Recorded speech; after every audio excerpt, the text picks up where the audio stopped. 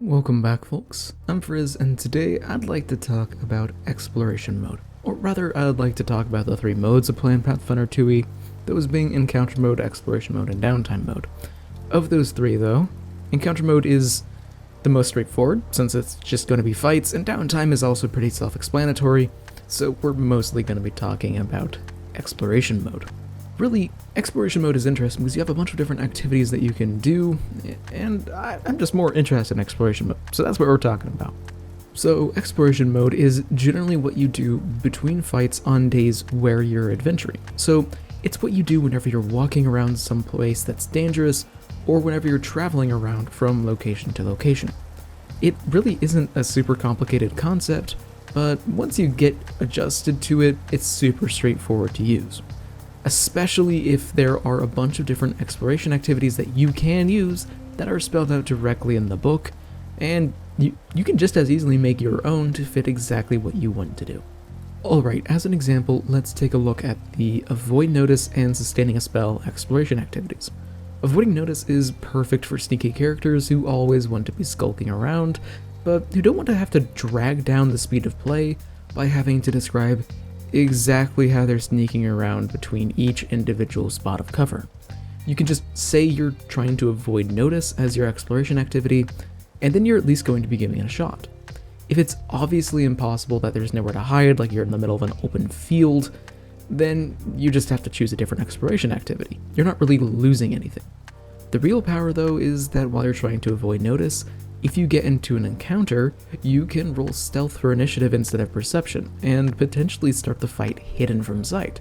That is a huge benefit for dex-based characters with a good stealth, or people who want to be stealth just in general, because combat stealth can be a bit of a pain, but starting hidden is a huge boon. For spellcasters, though, repeating a spell and detecting magic are both super powerful. Detect magic is obviously good, since there's all kinds of different magical effects that you want to know about, and this is especially true once Detect Magic starts getting high enough level to start detecting both 2nd and 4th level invisibility to stop people from sneaking up on you, although do note here that you can't detect magical traps. Repeating a spell, though, is more generally useful, because you don't always have to know what magic is if you have a defensive spell prepared that will save you from whatever the magical trap is. So, Shield is amazing if you're walking around a dangerous place. The point that I'm trying to make here is that there are exploration activities for every character under the sun, and you can super easily improvise your own.